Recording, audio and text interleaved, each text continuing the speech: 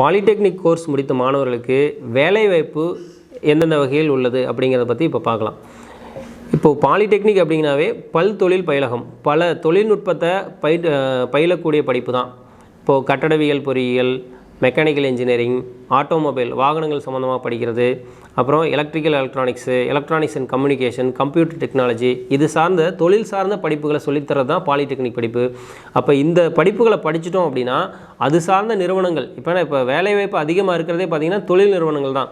ஒரு சின்ன ஒரு குண்டூசி மேனுஃபேக்சரிங் பண்ணுறதுலேருந்து ஒரு ஏரோப்ளான் மேனுஃபேக்சரிங் பண்ணுறது வரைக்கும் எல்லாமே அந்த தொழில் நிறுவனங்களை தான் பண்ண முடியும்.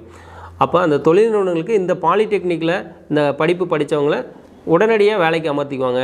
இப்போ கவர்மெண்ட் ஜாப்ஸு என்னென்ன இருக்குதுன்னு பார்த்தோம் அப்படின்னா இந்தியன் ரயில்வேஸு, பொதுப்பணித்துறை, பிடபிள்யூடி, எலக்ட்ரிக்கல் டிபார்ட்மெண்ட்டு, அதாவது மின்சார வாரியம், அப்புறம் டிரான்ஸ்போர்ட் டிபார்ட்மெண்ட்டு, ஐஎஸ்ஆர்ஓ, பிஹெச்எல், அப்புறம் நம்ம பெட்ரோலியம் ரிஃபைனரி இண்டஸ்ட்ரீஸு, இந்த மாதிரி எல்லா நிறுவனங்கள்லையுமே பார்த்திங்கன்னா நம்ம டிப்ளமோ இன்ஜினியரிங் முடித்தவங்கள எடுத்துக்குவாங்க.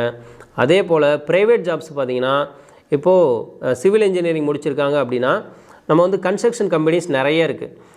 அந்த நிறுவனங்களில் நம்ம வேலைக்கு எடுத்துக்குவாங்க. அந்த இதுக்கெலாம் பார்த்திங்கன்னா மற்றவங்களை எடுக்க முடியாது. இப்போ எலக்ட்ரிக்கலோ இல்லை மெக்கானிக்கலோ முடித்தவங்களுக்கு கன்ஸ்ட்ரக்ஷனை பற்றி எதுவும் தெரியாது.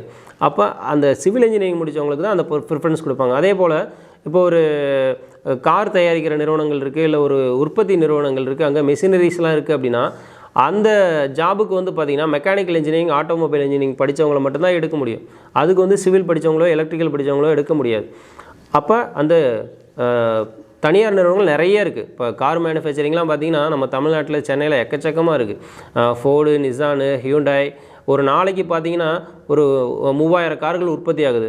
அப்போ எந்தளவுக்கு எவ்வளோ பெரிய பிளான்ட் இருக்கும், அதுக்கு எத்தனை ஊழியர்கள் இருப்பாங்க, அப்போ டிப்ளமோ முடித்தவர்கள் எவ்வளவுக்கு வேலைவாய்ப்பு இருக்குங்கிறத நம்மளே தெரிஞ்சுக்கலாம். அதே போல் இப்போ எலக்ட்ரிக்கல் முடிச்சிருக்காங்க அப்படின்னா தமிழ்நாடு மின்சார வாரியம் கவர்மெண்ட் ஜாப்னு எடுத்துக்கிட்டோம். அது ப்ரைவேட்லேயே பார்த்திங்கன்னா எல்லா மேனுஃபேக்சரிங் இண்டஸ்ட்ரீஸ்லையுமே மெஷினரிஸ் இருக்கும். அந்த மெஷினரிஸ் எல்லாமே எலக்ட்ரிசிட்டியில் தான் ஆப்ரேட் ஆகும். அப்போ எலக்ட்ரிக்கல் டிபார்ட்மெண்ட் கம்பல்சரி அங்கே தேவை. அப்போது ட்ரிபிள் முடித்தவங்களுக்கு அந்த எல்லா மேனுஃபேக்சரிங் இண்டஸ்ட்ரீஸ்லையுமே வேலைக்கு எடுத்துக்குவாங்க. எலக்ட்ரானிக்ஸ் அண்ட் கம்யூனிகேஷன் அதுவும் ஒரு இன்றியமையாத ஒரு துறையாக தான் இருக்குது. ஏன்னா எல்லார் கையிலுமே மொபைல் ஃபோன் இருக்குது, இன்டர்நெட் இருக்குது. அப்போ அந்த மொபைல் ஃபோன் மேனுஃபேக்சரிங் பண்ணுறதுக்கான நிறுவனங்கள், அதே போல் இன்டர்நெட் டவர்லாம் இருக்கு இல்லைங்களா, அந்த டவர் மெயின்டெனன்ஸ் நிறுவனங்கள், நம்ம எல்லாமே பயன்படுத்துகிறது எல்லாமே பார்த்திங்கன்னா எலக்ட்ரானிக்ஸ் தான். ஹெட்ஃபோன்லேருந்து நம்ம வீட்டில் யூஸ் பண்ணுற டிவிலேருந்து ஸ்பீக்கர்லேருந்து எல்லாமே எலக்ட்ரானிக்ஸ் அண்ட் கம்யூனிகேஷன் தான். ஸோ அது உற்பத்தி பண்ணக்கூடிய நிறுவனங்கள், சர்வீஸ் பண்ணக்கூடிய நிறுவனங்கள் எல்லாமே எலக்ட்ரானிக்ஸ் அண்ட் கம்யூனிகேஷன் முடித்தவங்களுக்கு வேலைவாய்ப்பு இருக்குது. அதே போல் கம்ப்யூட்டர் டெக்னாலஜிங்கிறது அதுதான் இப்போது உலகம் இந்தளவுக்கு வளர்ச்சி அடைகிறதுக்கே காரணம்.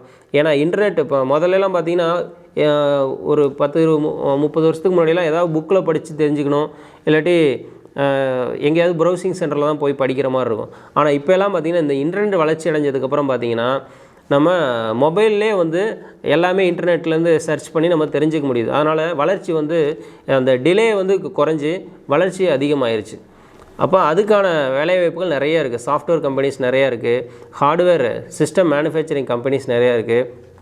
சுயமாக தொழில் தொடங்கவும் எக்கச்சக்க வாய்ப்புகள் இருக்குது. ஒரு ப்ரௌசிங் சென்டர் வச்சு நிறைய இப்போ எல்லாமே கணினிமயமாக்கப்பட்டுருச்சனால ஒரு வேலைக்கு அப்ளை பண்ணுறதுலேருந்து, ஒரு நமக்கு ஒரு சர்டிஃபிகேட் தேவை அதை அப்ளை பண்ணுறதுலேருந்து பணம் எடுக்கிறது முதற்கொண்டு எல்லாமே இன்டர்நெட் உலகம் ஆகிப்போச்சு. அப்போ டிஜிட்டல் ஆகிருச்சு. அதனால் கம்ப்யூட்டர் டெக்னாலஜிக்கு அவ்வளோ வேலைவாய்ப்புகள் இருக்குது, சுய தொழில் இருக்குது.